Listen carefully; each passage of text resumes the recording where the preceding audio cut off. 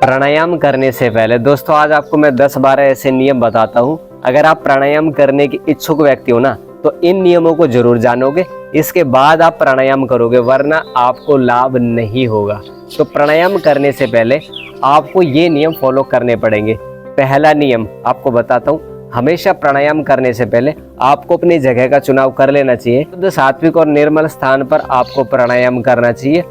हो सके तो जल के समीप बैठ कर के आप प्राणायाम का अभ्यास करें, आपके लिए ज़्यादा बेनिफिशियल रहेगा।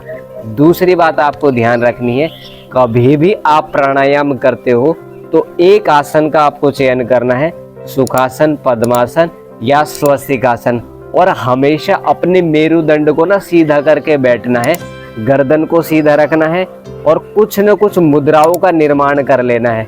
अगर आप अपने पोस्चर को बिगाड़ करके प्राणायाम करोगे ना, फायदा आपको बिल्कुल भी नहीं होगा। और जिस आसन का आप प्रयोग कर रहे हो ना, ये वाला नीचे वाला, तो ये विद्युत का कुचालक होना चाहिए, यानी कि इसके अंदर करंट पास नहीं होना चाहिए। वो आसन बैठने वाला आपके लिए अत्यंत लाभकारी है। तीसरी बात, अगर आप प्राणायाम करते समय थक जाते हो तो बीच बीच में आपको सूक्ष्म व्यायाम कर लेने चाहिए। चैनल पेज के ऊपर वीडियो है, उसको जाकर के आप देख सकते हो और प्राणायाम कर सकते हो। प्राणायाम करने से पहले अगली बात, आपको लंबा ओमकार, गायत्री मंत्र या महामृत्युंजय मंत्र का जाप करना चाहिए। उसके बाद आपको प्राणायाम प्रारंभ कर देना चाहिए। 5वें नंबर की बात में, जब भी आप प्राणायाम करोगे तो हमेशा संयम और सदाचार में अपना जीवन व्यतीत करोगे। भोजन का ध्यान रखना है, भोजन ऐसा लेना है जो शुद्ध और सात्विक हो। बाहर का तला भुना, ये वो जीभ के जो चटोरे व्यक्ति होते हैं ना, उनके लिए ये सूट नहीं करेगा प्राणायाम, मुझे ऐसा लगता है, क्योंकि वो अपने शरीर के गुलाम हो चुके, मन के गुलाम हो चुके हैं। इसलिए चटोरेपन को त्याग करके अगर प्राणायाम योग साधना करना चाह रहे हो तो ये नियम भी आपको फॉलो करना ही पड़ेगा। अगली बात, हठ पूर्वक कभी भी कोई भी प्राणायाम आपको नहीं करना है। हमारे शास्त्र ये कहते हैं कि यथा सिंहो गजो व्याघ्रो भवेद वश्यः शनैः शनैः। जैसे कोई व्यक्ति हिंसक प्राणियों को नियंत्रित करता है, उसी प्रकार से हमको भी अपने प्राणों को धीरे धीरे ही नियंत्रित करना चाहिए, वरना साधक की ये प्राण हानि भी पहुंचा सकते हैं। और गीता का एक श्लोक हमेशा ध्यान रखना प्राणायाम करते समय, युक्त आहार विहारस्य युक्त चेष्टस्य कर्मसु युक्त स्वप्नावबोधस्य योगो भवति दुःखः। युक्त आहार रहेगा, युक्त विहार रहेगा, युक्त आपकी निद्रा रहेगी, युक्त आप कुछ भी कर रहे हो ना वो संतुलित रहेगा, तभी योग करने वालों के दुखों को योग हड़ लेता है, नष्ट कर देता है।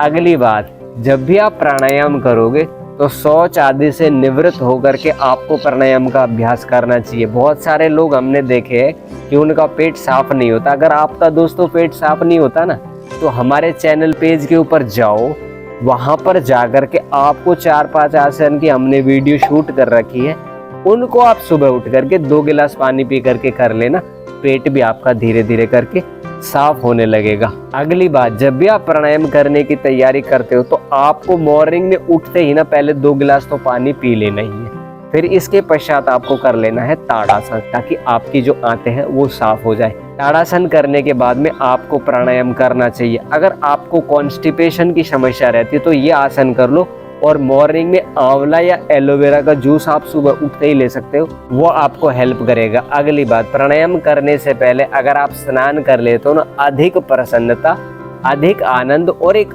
अलग ही प्रकार की एनर्जी का फ्लो आपके अंदर आपको फील होगा। इसलिए प्राणायाम करने से पहले आप स्नान कर लो ना, ये समझ लो सोने पे सुहागा है, क्योंकि वो पानी रोम छिद्रों के माध्यम से हमारे शरीर में चला जाता है। पानी का एक मेन मकसद होता है हमारे शरीर की सफाई करना। आयुर्वेद के ऋषियों ने अगली बात ये बताया है कि ऋतुभुक, हितभुक और मितभुक, इस सूत्र का पालन करना चाहिए। ऋतु के अनुसार, समय के अनुसार और मात्रा के अनुसार आपको ना हर चीज करनी चाहिए। इसलिए प्राणायाम के बाद भोजन भी आपको इस हिसाब से लेना चाहिए।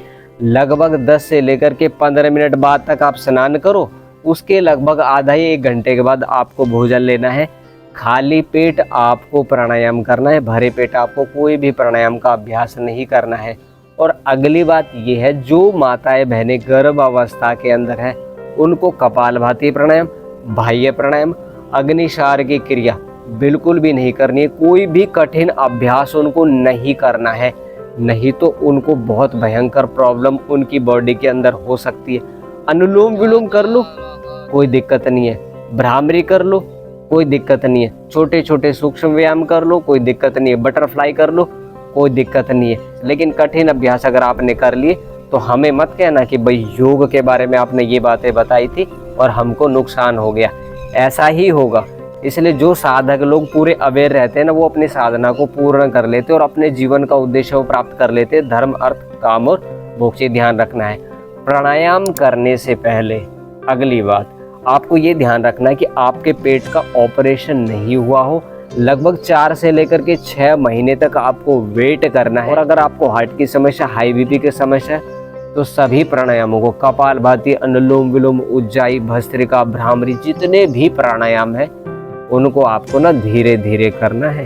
हार्ट बीट बढ़ जाएगी, बीपी बढ़ जाएगा, फिर आप ये कहोगे। कई बार भस्त्रिका प्राणायाम लोग बाग ना गलत तरीके से कर देते, फिर उनको नुकसान हो जाता है। इसलिए ये जो बातें हम आपको बता रहे हैं ना, ये बहुत ज्यादा इम्पोर्टेंट है एक साधक के लिए जो योग कर रहा है और योग की साधना वो अपना रहा है। कभी भी प्राणायाम करने के बाद आपको उत्तेजक चीजें नहीं लेनी है। चाय, कॉफी, बाहर का फास्ट फूड, बर्गर, पिज्जा, ये फलाना ढिकड़ा, पता नहीं क्या क्या। पेप्सी पीते हैं, बताओ पेप्सी में क्या है? पेप्सी तो हमारे बॉडी के अंदर से ना जितना भी कैल्शियम है वॉशरूम के रास्ते निकाल देती है। इसलिए पेप्सी वेप्सी को छोड़ो और अपने वैदिक कल्चर, अपने सनातन धर्म के ऊपर वापस आ जाओ, जो हमारे लिए बहुत अच्छा मार्ग है अपने जीवन को यापन करने का। आप अपने गांव के अंदर देखो, कितनी बीमारियां होती थी पहले? नहीं होती थी ना, क्योंकि वो लोग अपनी दिनचर्या मेंटेन करके रखते थे और अपनी बॉडी को ना हमेशा एक्सरसाइज देते थे, वर्क करते थे। योग की नहीं कर सकते, दूसरी कर, लेकिन कर जरूर लो। पसीना आप मॉर्निंग टाइम में निकालो। ये इंपॉर्टेंट बातें थी जो हमने आपको बताई है। प्राणायाम करने से पहले आपको इन बातों का ध्यान रखना है। हमारा दोस्तों एक उद्देश्य है गुरुकुल का निर्माण करना, और उसमें हम सिर्फ आपसे एक छोटा सा सहयोग चाहते हैं कि आप वीडियो को लाइक, शेयर उन लोगों तक जरूर कर देना जो योग के इच्छुक, जो योग सीखना चाहते, करना चाहते। आपका 1 रुपया खर्च नहीं होगा और आप योग सीख जाओगे। और हमसे अगर जुड़ना ही चाह रहे हो ना, तो जरूर चैनल को सब्सक्राइब कर लेना। अब हम दोस्तों आपसे आज्ञा मांगते, यहाँ तक आपने हमारा इस वीडियो में साथ दिया। ओम शांति शांति शांति।